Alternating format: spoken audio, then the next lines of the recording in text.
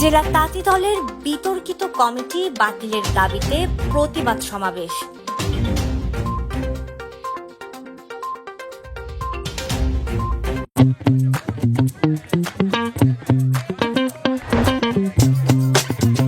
রাঙামাটি জেলা তাঁতি দলের বিতর্কিত কমিটি বাতিলের দাবিতে প্রতিবাদ সমাবেশ করেছে সাবেক ও বর্তমান নেতৃবৃন্দ। সোমবার বিকেলে জেলা বিএনপির কার্যালয়ের সামনে অনুষ্ঠিত প্রতিবাদ সমাবেশে পৌর তাঁতি দলের সাবেক সভাপতি আলী আজগর বাদশার সঞ্চালনায় বক্তব্য রাখেন জেলার সাবেক সভাপতি আনোয়ার আজম, সাবেক যুগ্ম সম্পাদক ও বর্তমান কমিটির যুগ্ম আহ্বায়ক দুলাল মিয়া।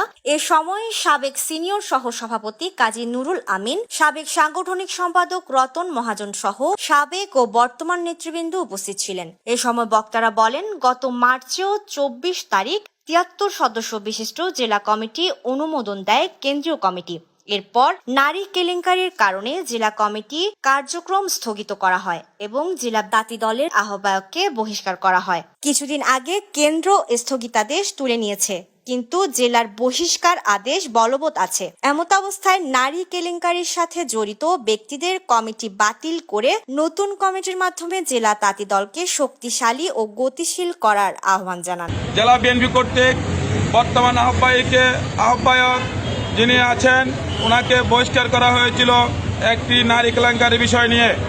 অদ্যাবধি তার বহিষ্কার আদেশ প্রত্যাহার করা হয় নাই এবং আমরা তার বহিষ্কার আদেশ প্রত্যাহার না করা সত্ত্বেও সে কিভাবে আজকে বিএনপির বিভিন্ন প্রোগ্রামে অ্যাটেন্ড করে, আমরা জেলা বিএনপির কাছে এই প্রশ্নটা রাখলাম। আমরা চাই তাঁতি দলে যারা দীর্ঘদিন ছিল, দীর্ঘ 17 বছর এই সংগঠনকে যারা লালন করেছে, যাদের দুঃসময়ে আমরা মাঠে ময়দানে পেয়েছি, তাদেরকে মূল্যায়ন করার জন্য আমরা কেন্দ্রীয় তাঁতি দলকে বারবার অনুরোধ করেছি, কিন্তু তারা তা না করে তাদের মন গড়া বর্তমান যে আহ্বায়ক কমিটি দিয়েছেন, সেই আহ্বায়ক কমিটিতে রয়েছে কারো ঘরের গৃহিণী, কারো ঘরের চাকরানি, এই ধরনের মানুষকে দিয়ে এই আহ্বায়ক কমিটি করা হয়েছে। আমরা অদ্যাবধি তাদেরকে কখনো রাজপথে দেখিনি। আমরা চাই অতীতে যেভাবে আমরা রাজপথে ছিলাম সেভাবে রাজপথের সেই সহযোদ্ধাদেরকে সম্মান করে তাদেরকে মূল্যায়ন করে এই তাঁতি দলের জেলা কমিটি যেন পুনর্গঠন করা হয়, এই দাবি জানিয়ে আমি আমার বক্তব্য এখানে শেষ করছি। নারী কেলেঙ্কারির কারণে উনাকে বহিষ্কার করেছিলেন,